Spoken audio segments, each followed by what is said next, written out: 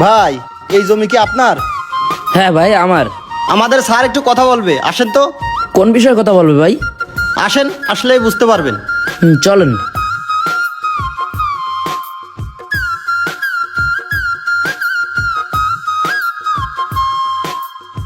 ভাই এই জমির মালিক কি আপনারা? হ্যাঁ আমরা। তো আসেন দিন, আমাদের স্যার একটু কথা বলবে। কি কথা বলবি? আসেন স্যার বলবে না। চল যাই দেখি কি কথা বলবে। ভাই আপনি আগে যান, এই আয়। স্যার, এই যে ভাইদের ডেকে নিয়ে আইছি। আসসালামু আলাইকুম স্যার। ওয়ালাইকুম সালাম। তো তোমরা কি এই জমির মালিক? হ্যাঁ স্যার, জমির মালিক তো আমরাই। কার কতটুক জায়গা আছে এখানে? আমার 2 বিঘা মতো ধান লাগানো আছে স্যার ওইখানে। আর আমার 2.5 কাঠা আছে, ভাইয়ের 8 কাঠা আছে। 2.5 কাঠা না 2.5 বিঘা জমি। ও, আমার 2.5 বিঘে। ওর 2.5 বিঘা জমি। আচ্ছা যাই হোক, তো তোমরা বছর এই জমি থেকে কত টাকা ইনকাম করো?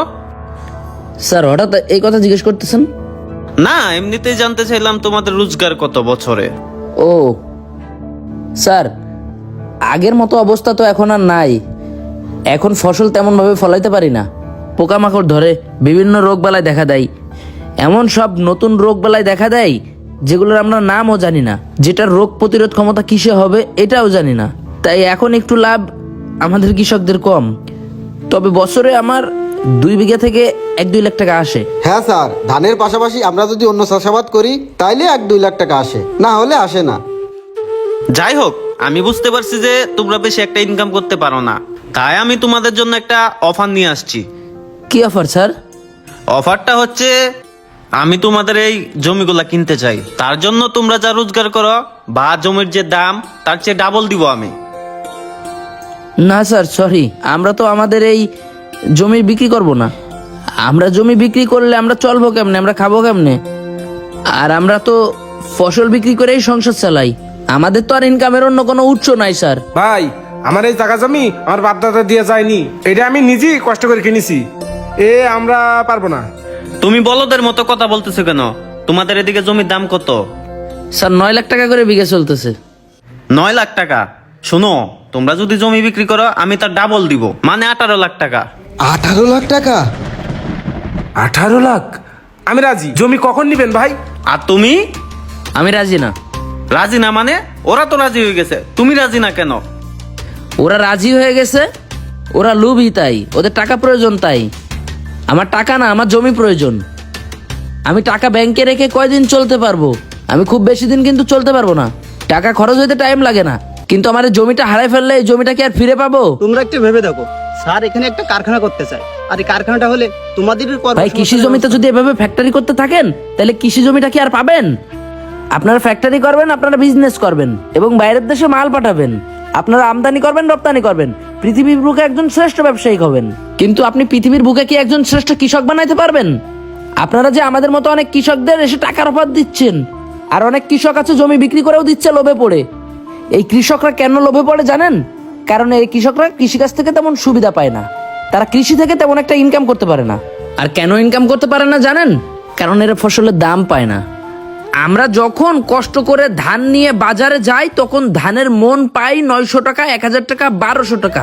আর সেই ধান চাল হয়ে যখন বের হয়ে আসে তখন 1 মন ধান থেকে যে চাল বের হয় তা বিক্রি হয় 2500 টাকা, 3000 টাকা, এবং কি তার চেয়ে আরো বেশি। আমরাই তো কষ্ট করে সবজি ফলাই, কিন্তু সেই সবজি বিক্রি করতে গেলে কেজি 10 টাকা, কেজি 15 টাকা। আবার সেই একই সবজি বিভিন্ন জায়গায় বিক্রি হয় 50 টাকা, 60 টাকা, 100 থেকে 150 টাকা। এখানে লাভ করে কারা? সিন্ডিকেট ব্যবসায়ীরা। আর লসে থাকে আমাদের মতো কৃষকরা। তার জন্যই তো তারা জমি জায়গা বিক্রি করে দেওয়ার চেষ্টা করতেছে, তাদের ভাই তাদের ছেলেদের চাকরি দেওয়ার ব্যবস্থা করতেছে।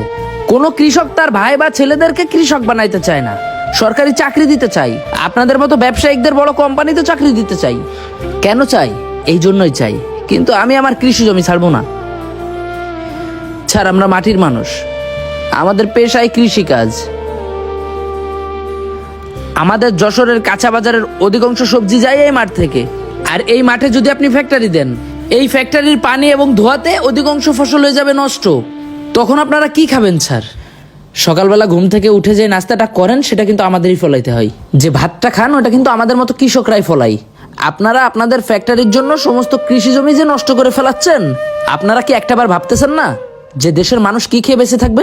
স্যার আমি নিজেও একজন শিক্ষিত মানুষ, আমি মাস্টার্স শেষ করে এসে কৃষিকাজ করতেছি। আমি একটা চাকরিতে গেছিলাম, সেখানে বেতন পাইতাম 25,000 টাকা, কিন্তু আমি এখন যে কৃষিকাজ করতেছি এই কৃষিকাজটা থেকে যে উপকার হচ্ছে সেটা 25,000 টাকার অনেক ঊর্ধ্বে। কৃষির ফলটা শুধু আমি পাচ্ছি না স্যার, আপনারাও পাচ্ছেন।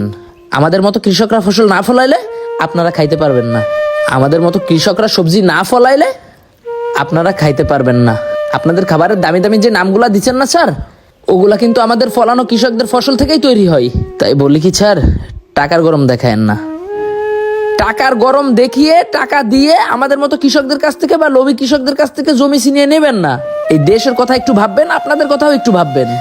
আচ্ছা স্যার, আপনারা যে ফ্যাক্টরিটা দিতে চাচ্ছেন, এই ফ্যাক্টরিতে কি ধান তৈরি হয়? স্যার আপনাদের কোনো ফ্যাক্টরিতে কি সবজি তৈরি হয়? আপনারা যে আটাটা খান, সে আটার গমটা কি কোনো ফ্যাক্টরি থেকে তৈরি করতে পারবেন? পারবেন না। এগুলো তৈরি করার জন্য আমাদের মতো কৃষকদেরই প্রয়োজন হয়, আর আমাদের প্রয়োজন হয় কৃষি জমির। তাই স্যার এই কৃষক শিল্পটাকে নষ্ট করে দিবেন না, কৃষিটাকে বাঁচিয়ে রাখেন। আপনি ফ্যাক্টরি দেওয়ার জন্য চাইলে অনেক জায়গা পাবেন, দয়া করে এই কৃষি জমিটাকে সিলেক্ট করবেন না। আসসালামু আলাইকুম। কৃষি বাঁচলে মানুষ বাঁচবে, আর কৃষক না থাকলে ফসলকে ফলাবে। দুনিয়ায় সবকিছুর যদি মূল্য বৃদ্ধি হয়, তাহলে কৃষক আর কৃষির মূল্য কেন কমবে? অনেকেই আছেন টাকার গরম দেখিয়ে কৃষি জমি ধ্বংস করে সেখানে বড় বড় মিল ফ্যাক্টরি করতেছেন এবং কৃষকদের ফলানো ফসল কম দামে কিনে নিয়ে যেয়ে অতিরিক্ত বেশি দামে বিক্রি করতেছেন। তাতে কৃষক বাঁচলো নাকি ধ্বংস হলো, সেটা একটু ভেবে দেখেন।